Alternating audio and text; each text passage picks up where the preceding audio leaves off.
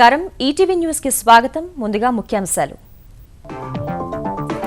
నేడు నూతన ఐటీ విధానం ఆవిష్కరించనున్న తెలంగాణ ప్రభుత్వం జిల్లాలకు పరిశ్రమలు విస్తరించేలా రాయితీలు ప్రకటించే అవకాశం నకిలీ రిజిస్ట్రేషన్లు నిలువరించేలా ఏపీ సర్కార్ చట్ట సవరణ బాధ్యులపై క్రిమినల్ కేసులు పెట్టే అధికారం సబ్ రిజిస్ట్రార్లకు కల్పించాలని నిర్ణయం ఉగ్రవాదంపై ప్రపంచ దేశాలకు భారత్ సౌదీ ఐక్య సందేశం ముష్కర స్థావరాల్ని ధ్వంసం చేయాలని పిలుపు స్వదేశానికి చేరిన ప్రధాని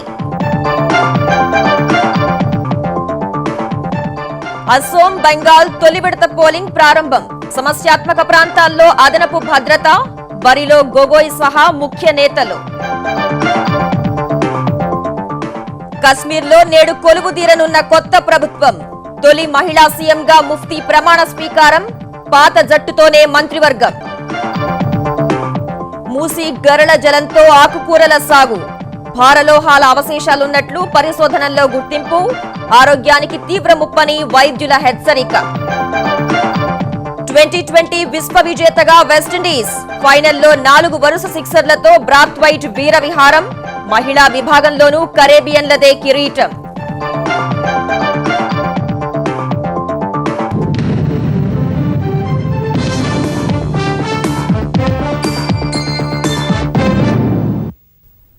రాష్ట్రాన్ని ఐటీ హబ్ గా మార్చడమే లక్ష్యంగా తెలంగాణ ప్రభుత్వం నేడు కొత్త విధానాన్ని ప్రకటించనుంది. అంకుర పరిశ్రమలతో పాటు పెద్ద ఎత్తున పెట్టుబడులు పెట్టే ఐటీ కంపెనీలకు రాయితీలు ప్రకటించే అవకాశం ఉంది. ఎలక్ట్రానిక్ పరిశ్రమలకు వాట్ తిరిగి చెల్లింపు వంటి ప్రతిపాదనలు చేయవచ్చని తెలుస్తోంది. తొలి రోజే పలు సంస్థలతో ఒప్పందాలు కుదురుతాయని ప్రభుత్వ వర్గాలు అంచనా వేస్తున్నాయి.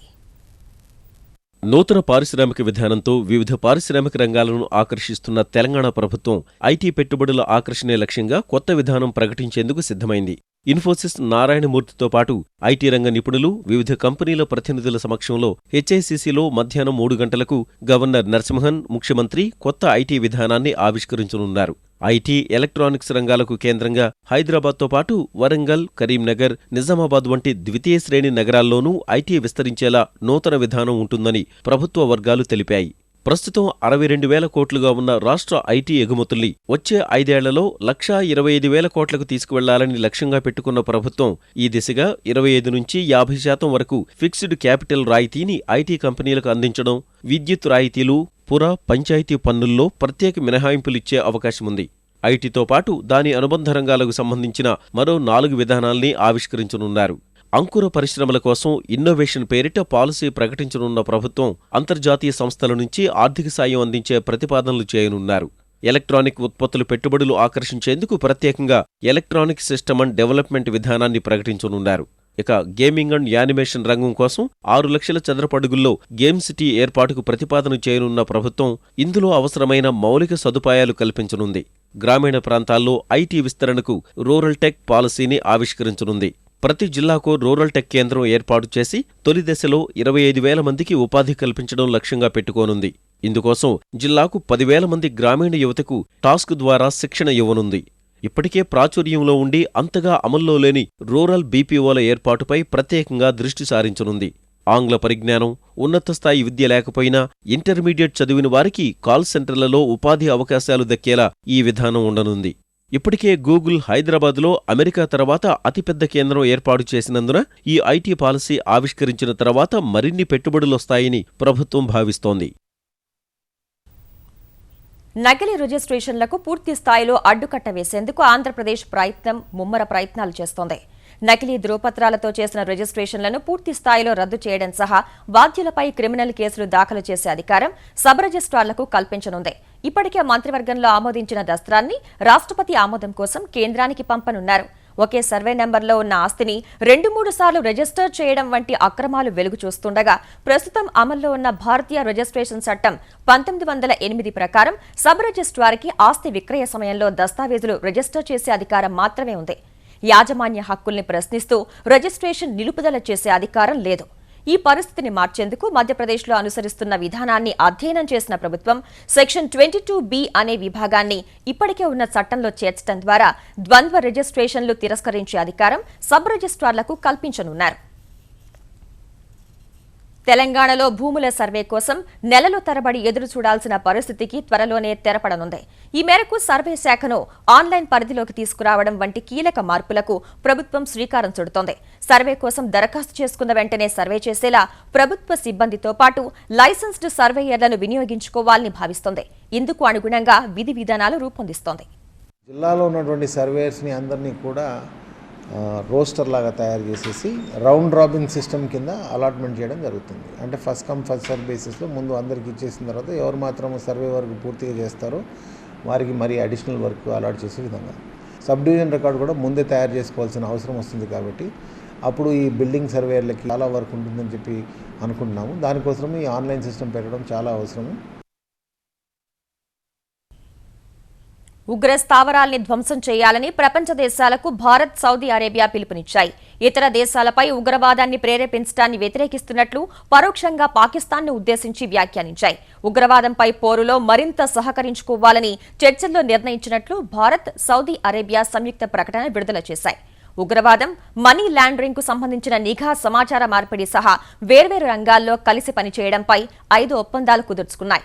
ద్వైపాక్షిక చర్చల అనంతరం సౌదీ అరేబియా అందించిన ఆ దేశ అత్యున్నత పౌర పురస్కారాన్ని స్వీకరించిన ప్రధాని రాత్రి రియాద్ నుంచి స్వదేశానికి వచ్చారు. బెల్జియం, అమెరికా, సౌదీ అరేబియా పర్యటనల్ని దిగ్విజయంగా ముగించుకుని ఢిల్లీ అంతర్జాతీయ విమానాశ్రయానికి చేరుకున్న మోదీకి భాజపా నేతలు ఘన స్వాగతం పలికారు.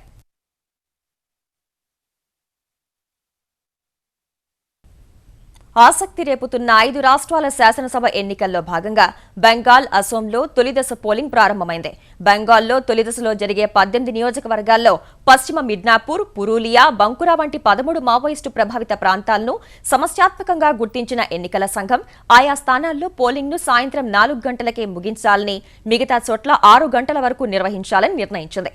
అధునాతన సాంకేతిక పరిజ్ఞానం సహా ఎన్నికల పరిశీలకుల ద్వారా పోలింగ్ సరళిని అనుక్షణం పర్యవేక్షించేందుకు ఏర్పాటు చేసిన ఈసీ విహంగ వీక్షణం ద్వారా భద్రతా పరిస్థితుల్ని ఎప్పటికప్పుడు తెలుసుకునేందుకు ఎన్నికల సంఘం 2 హెలికాప్టర్లను వినియోగిస్తోంది. ఇక అసోంలోని 126 నియోజకవర్గాలకు గాను తొలి దశలో 65 స్థానాల్లో పోలింగ్ జరుగుతోంది. ముఖ్యమంత్రి తరుణ్ గొగోయ్ సహా కేంద్ర మాజీ మంత్రులు, రాష్ట్ర మంత్రులు ఉన్నారు. భాజపా ముఖ్యమంత్రి అభ్యర్థి సర్బానంద సోనోవాల్ సహా 539 మంది అభ్యర్థులు అదృష్టాన్ని పరీక్షించుకుంటున్నారు. ముఫ్తీ మహమ్మద్ సయీద్ మరణానంతరం గవర్నర్ పాలనలో కొనసాగుతున్న జమ్మూ కశ్మీర్లో నేడు నూతన ప్రభుత్వం కొలువు తీరనుంది. ఆ రాష్ట్ర 13వ ముఖ్యమంత్రిగా తొలి మహిళా సీఎంగా ముఫ్తీ మహమ్మద్ సయీద్ కుమార్తె పీడీపీ అధ్యక్షురాలు మెహబూబా ముఫ్తీ ప్రమాణ స్వీకారం చేయనున్నారు. జమ్మూలో జరిగే ఈ కార్యక్రమంలో ఉప ముఖ్యమంత్రిగా భాజపా నేత నిర్మల్ సింగ్ తో పాటు ముఫ్తీ మహమ్మద్ సయీద్ జట్టులో పనిచేసిన వారంతా మళ్లీ ప్రమాణ స్వీకారం చేయనున్నారు. భాజపా నుంచి గత మంత్రివర్గంలో పనిచేసిన పవన్ కుమార్ గుప్తాకు అవకాశం ఇవ్వటం లేదని తెలుస్తోంది. హోం, ఆర్థిక, రెవెన్యూ, న్యాయ శాఖల్లో పీడీపీ మంత్రులు, ఆరోగ్యం, విద్యుత్, పట్టణాభివృద్ధి, పరిశ్రమల శాఖల్లో భాజపా మంత్రులు కొనసాగాలని ఇప్పటికే పరస్పర అంగీకారానికి వచ్చారు. ప్రమాణ స్వీకార కార్యక్రమానికి కేంద్ర మంత్రులు వెంకయ్యనాయుడు, జితేంద్ర సింగ్ హాజరు కానున్నారు. ఆకుకూరలు ఆరోగ్యానికి మంచిదంటారు. కానీ అక్కడ సాగైన ఆకుకూరలు తినడమంటే అనారోగ్యాన్ని కొని తెచ్చుకోవడమే. పైకి పచ్చగా తాజాగా కనిపిస్తున్న సాగుదారులు సైతం అమ్మడానికే తప్ప తినడానికి సాహసించరు అనేది మింగుడు పడని నిజం. పచ్చదనం పరుచుకున్న ఆకుకూరల మాటున కాలకూట విషం కలవరపెడుతోంది. హైదరాబాద్ మొదలు నల్గొండ వరకు మూసీ పరివాహకంలో సాగుతున్న ఆకుకూరలు ప్రజారోగ్యానికి ప్రాణ సంకటంగా మారాయి.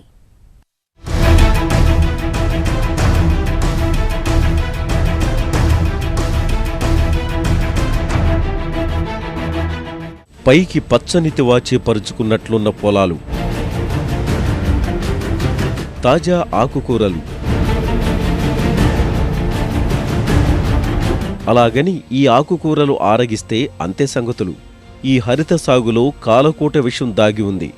ముక్కుపుటాలదెరే మూసీ తీరం వెంట ఒకప్పుడు స్వచ్ఛమైన జలాలతో సిరులు కురిపించిన రైతులు ఇప్పుడు ఆ కలుషిత నీటితోనే సేద్యం చేస్తున్నారు. ముఖ్యంగా నాగోలు, ఉప్పల్, ఫిర్జాదిగూడ, పర్వతాపూర్, పిల్లాయిపల్లి, ప్రతాపసింగారం తదితర ప్రాంతాల్లో వేల మంది కౌలు రైతులు ఆకుకూరలు సాగు చేస్తున్నారు. రసాయన పరిశ్రమల వ్యర్థాలతో గరళంలా మారిన మూసీ నీటిని పంపుసెట్ల ద్వారా తోడుతూ పంటలకు పారిస్తున్నారు.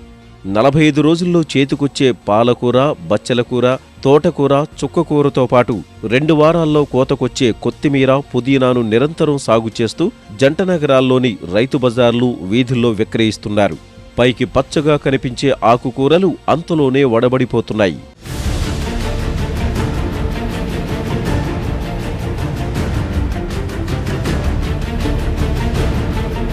తక్కువ అని చెప్పేసి ఇంత దూరం వస్తాం మార్కెట్కు. వచ్చిన తర్వాత అన్ని తీసుకుంటాం ఆశకు. ఇంటికి వెళ్ళిన తర్వాత ఫ్రిడ్జ్లో పెడితే 2 రోజులకి అన్ని కూరగాయలు పాడైపోతున్నాయి. మరి అందులో మందులు కొడుతున్నారు, ఏం కొడుతున్నారు? నాణ్యత అన్నది తక్కువ, తీసుకుపోయినాయి 1 రోజు కంటే ఎక్కువ ఉండవు. ఫ్రిడ్జ్లో పెడితే 2వ రోజు అంతే. ఇక ఈ గరళ జలంతోనే ఎందుకు సాగు చేస్తున్నారంటే మరో దారి లేదన్నది ఇక్కడి రైతుల మాట. బోర్లతోనైనా సాగు చేద్దామంటే విచ్చలవిడి రసాయనాలు భూగర్భంలోకి ఇంకిపోయి ఎక్కడ తవ్వినా వచ్చేది మురుగునీరే. ఈ నిస్సహాయతే ప్రజారోగ్యానికి ప్రాణ సంకటంగా మారుతోంది. 16 సంవత్సరాల నుంచి చేస్తున్నా కానీ అప్పుడు మంచిగా ఉండే నీళ్లు, ఇప్పుడు గలీజ్ కూడా వస్తుంది. ఉప్పాల కాడికెళ్ళి తీసుకొని మొత్తం కాచిగుని సింగారం దాకా మొత్తం ఇవే నీళ్లు. ఆకుకూరలు, ఆ కూరగాయలు గిరగాయలు అన్ని పండిస్తాం. ఇక వర్షం కూడా రాదు సరిగా, ఈ గలీజ్ నీళ్ళకి వస్తలేదు. పోయినసారి 2 ఎకరాలకు 14 బస్తాలు వడ్లైనాయి. అందుకే ఇక నా మనసు ఇరిగిపోయింది. ఇక నెలకు 16,000 కట్టాలి. ఏడుకెళ్ళి తెస్తాం మనం. అప్పుడు సాపు వస్తుండే నీళ్ళు, ఇప్పుడు సాపు వస్తలేవు. మురికి వాటర్ వస్తే ఇప్పుడు కూరలు గిట్ట సరిగ్గా వస్తలేవు. అప్పుడు మంచిగా వస్తుండే, ఇప్పుడు ఏ మంది వేసినా గిట్ట చచ్చిపోతున్నాయి. ఇండస్ట్రియల్ ఎఫ్లెంట్ పటాన్ చెరువు కానించి జీడిమెట్లది ఇవన్నీ కలిపి డైరెక్ట్గా డైవర్ట్ చేశారు. మేము ఒకసారి పటాన్ చెరువు సైడ్కి పోయి ఇంత కాలుష్యమైంది కదయ్యా, ఇక్కడ పంటలు వేస్తున్నారు, వరి పండిస్తున్నావు, మీరు తింటారా అంటే లేదండి, పండిస్తాము, తీసుకుపోయి మార్కెట్లో అమ్ముకుంటాము, మేము వేరే ఊర్ల నుంచి తెచ్చుకుంటాము. అంటే పండించినోడు తినడు, వేరే వాడికి అమ్ముకుంటాడు. వాళ్ళకి రోగం వచ్చి ఏమైనా వాడికి లెక్కలేదు. పచ్చటి కూరల్లోనే కాదు, మూసీ నీటి ఆధారిత ఉత్పత్తులు మరెన్నో పెనుశాపంగా పరిణమించాయి. మూసీ పరివాహకంలో ఈ కలుషిత జలాలతో పెంచుతున్న గడ్డిని రోజుకు 20 ఎకరాల మేర కోసి లారీలు, డీసీఎంలు, ఎడ్లబండ్ల ద్వారా పశువులకు అందిస్తారు. ఆ గడ్డి మేసిన పాడి గేదెలు రోజురోజుకు బక్కచిక్కుతుంటే అవిచ్చే పాలు రంగు మారి దుర్వాసన వస్తున్నాయి. మూసీకి ఇరువైపులా ఉన్న ఈత, తాటి వనాలు క్రమంగా ఎండిపోతున్నాయి. కడుపులో చల్లదనం కోసం ఇక్కడి తాటికల్లు తాగినోళ్లకు కళ్ళంటేనే విరక్తి పుట్టక మానదు. తాళ్ళ నీళ్లు ఉన్నాక మంచిగా ఉండే తాళ్ళు, మురికి నీళ్ళు వచ్చిన కాడి నుంచి కమ్మలు ఎండిపోతున్నాయి, చచ్చిపోతున్నాయి ఈ నీళ్ళకే. అప్పుడు 20 సీసాలు 30 సీసాలు అయ్యేది ఒక తాడు, ఇప్పుడు 6 సీసాలు 5 సీసాలు కూడా అయితలేదు. ఎడగడ్డలకున్న కళ్ళు ఏరుంటది, ఈ కళ్ళు ఏరుంటది, రుచి మారుతుంది. మూసీ నది ఒడ్డున పండిన పాలకూరను తెలంగాణ వ్యవసాయ విశ్వవిద్యాలయంలోని అఖిల భారత సస్యరక్షణ మందుల అవశేషాల పరిశోధన విభాగంలో పరీక్షింపచేసింది ఈటీవీ. ఇందులో సాధారణం కంటే 3% ఎక్కువ మోతాదులో పురుగు మందుల అవశేషాలు, 25 రెట్లు ఎక్కువగా chromium, nickel, lead, cobalt, zinc, రాగి, ఇనుము, కాడ్మియం, బెరీలియం వంటి భార ఖనిజాలున్నట్లు తేలింది. పాలకూరలో సైఫర్ మెథ్రిన్ క్రిమిసంహారక అవశేషాలు 0.05 మిల్లీగ్రాములు, 646.91 మిల్లీగ్రాముల భార ఖనిజాలు ఉన్నట్లు తేలింది. క్యాబేజీలో క్లోరోపైరిపాస్ అవశేషాలు 0.05 మిల్లీగ్రాములుంది. పాలల్లోనూ 0.20 మిల్లీగ్రాముల హెచ్సిహెచ్డి అవశేషాలున్నట్లు బయటపడింది. చుక్కకూరలో 908.62, తోటకూరలో 421.40, ఇతర ఆకుకూరల్లో 658.97 మిల్లీగ్రాములు, అదేవిధంగా వంకాయలో 159.89, బెండకాయలో 228.40, చిక్కుడులో 168, క్యారెట్లో 297, చామదుంపలో 142, ఇతర దుంపల్లో 220 మిల్లీగ్రాముల భార ఖనిజాలున్నట్లు నిర్ధారించారు. ఇవి ఆరోగ్యంపై తీవ్ర ప్రభావం చూపుతాయని వైద్య నిపుణులు హెచ్చరిస్తున్నారు. కలుషితమైన నీళ్ళ వల్ల పండించే పంటని మనం ఉపయోగించుకోవడం వల్ల కొంతమందికి ఇమీడియట్ ఎఫెక్ట్స్ రావచ్చు, కొంతమందికి దీర్ఘకాలికం కూడా ఎఫెక్ట్స్ వచ్చే అవకాశం ఉంటుంది. కెమికల్ కంటామినేషన్ వల్ల నర్వస్ సిస్టమ్ ఎఫెక్ట్ అవ్వడము, కొంతమంది కిడ్నీస్ ఎఫెక్ట్ అవ్వడము, కొంతవరకు క్యాన్సర్ రిస్క్ ఇవన్నీ కూడా వచ్చే అవకాశం ఉంటుంది. ప్రభుత్వ పర్యవేక్షణ లోపం, కాలుష్య నియంత్రణ మండలి నిర్లక్ష్యంతో నిత్యం కోట్లాది లీటర్ల వ్యర్థ రసాయనాలు యథేచ్ఛగా మూసీలో కలుస్తున్నాయి. నగరంలో 18 నాలాల నుంచి రోజు 1400 మిలియన్ గ్యాలన్ల మురుగు ఉత్పత్తి అవుతుండగా కేవలం 600 మిలియన్ గ్యాలన్లనే శుద్ధి కేంద్రాలు శుభ్రం చేయగలుగుతున్నాయి. ఫలితంగా మూసీ కంపు వదలడం లేదు. ఆ నీటి ద్వారా సాగయ్యే కూరగాయలు ప్రజలు కొనక తప్పడం లేదు. ఆంధ్రప్రదేశ్లో కులాల మధ్య చిచ్చుపెట్టే కుట్రలను పూర్తిగా నిర్మూలించాలని ముఖ్యమంత్రి చంద్రబాబు నాయుడు డీజీపీ రాముడిని ఆదేశించారు. కృష్ణా జిల్లా మచిలీపట్నంలో రంగా విగ్రహం కూల్చివేతపై ఆగ్రహం వ్యక్తం చేసిన ఆయన బాధ్యులు ఎంతటి వారైనా ఉపేక్షించవద్దని స్పష్టం చేశారు. ఆచూకీ తెలిపిన వారికి పారితోషికం ప్రకటించి త్వరితగతిన నిందితుల్ని పట్టుకోవాలని సూచించారు. రాష్ట్రాభివృద్ధిని అడ్డుకునేందుకు కొన్ని విచ్ఛిన్న శక్తులు కులాల పేరుతో ప్రజల్ని రెచ్చగొట్టే ప్రయత్నం చేస్తున్నాయన్న చంద్రబాబు ఈ తరహా ఘటనలను ప్రభుత్వం ఎట్టి పరిస్థితుల్లోనూ ఉపేక్షించబోదని తేల్చి చెప్పారు. తెలంగాణలో వైద్య ఆరోగ్య శాఖలో 4,000 పోస్టులు భర్తీకి త్వరలో కార్యాచరణను సిద్ధం చేస్తామని వైద్య ఆరోగ్య శాఖ మంత్రి లక్ష్మారెడ్డి తెలిపారు. నిజామాబాద్ జిల్లా కామారెడ్డి ప్రభుత్వ ప్రాంతీయ ఆసుపత్రిలో ట్రామా కేర్ కేంద్రాన్ని ప్రారంభించిన ఆయన త్వరలోనే డయాలసిస్, అత్యవసర చికిత్సా విభాగాలు ఏర్పాటు చేస్తామని చెప్పారు. సాగునీటి ప్రాజెక్టులపై కాంగ్రెస్ నేతలు పవర్ పాయింట్ ప్రజెంటేషన్ కు పిలిస్తే తాము వెళ్తామని, ఏమైనా మార్పులు అవసరమనిపిస్తే ముఖ్యమంత్రి కేసీఆర్ దృష్టికి తీసుకువెళ్లేందుకు సిద్దమని తెరాస ఎంపీ కవిత అన్నారు. ప్రస్తుతం తెలంగాణ నీటి ఇక్కట్లను కాంగ్రెస్ పాలనే కారణమన్న ఆమె వాటిని ఎండగడతారనే భయంతోనే శాసనసభలో కేసీఆర్ ఇచ్చిన పవర్ పాయింట్ ప్రజెంటేషన్ ను బహిష్కరించారని కవిత విమర్శించారు.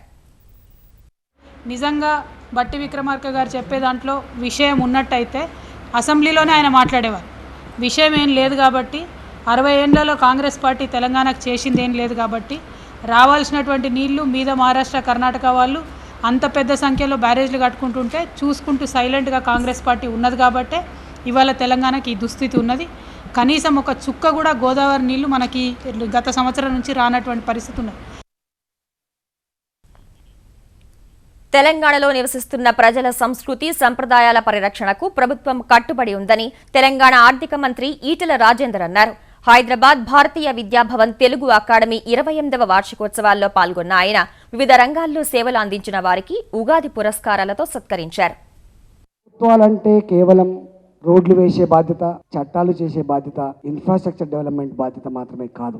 నాకు తెలిసి ప్రభుత్వాల కనీస కర్తవ్యం ప్రజల సాంప్రదాయాలని, ప్రజల పండుగలని, మానవీయ కోణాన్ని కాపాడే గురుతరమైన బాధ్యత ప్రభుత్వాలకు ఉండాలి అని చెప్పి ఇవాళ తెలంగాణ ప్రభుత్వం భావిస్తుంది. అంతర్జాలం ద్వారా 2016-17కి ఆదాయపు పన్ను రిటర్న్ దాఖలుకు నూతన పత్రాలు విధానాన్ని ఆదాయపు పన్ను శాఖ అందుబాటులోకి తెచ్చింది. వ్యక్తిగత మదింపుదారుల కోసం ITR 1 సహజ్, ప్రత్యేక తరగతి సంస్థలకు, అవిభక్త కుటుంబాలు, భాగస్వామ్య సంస్థలు, వ్యాపారం నుంచి ఆదాయం పొందే వ్యక్తుల కోసం ITR 4 సుగమ్ దస్త్రాలను ఈ ఫైలింగ్ పోర్టల్లో అందుబాటులో ఉంచింది. పన్ను మదింపుదారుడు వివరాలు నింపితే ఎంత పన్ను చెల్లించాలో తెలియజేసే ఆన్లైన్ క్యాలిక్యులేటర్ను అందుబాటులో ఉంచింది. ఈ క్యాలిక్యులేటర్లో సదరు వ్యక్తి పాన్ నెంబర్ను నింపితే గతంలో చెల్లించిన పన్నులు, వ్యక్తిగత వివరాలు, TDS వంటివి దస్త్రంలో కనిపిస్తాయి. ఈటీవీ న్యూస్ సమాప్తం. నమస్కారం.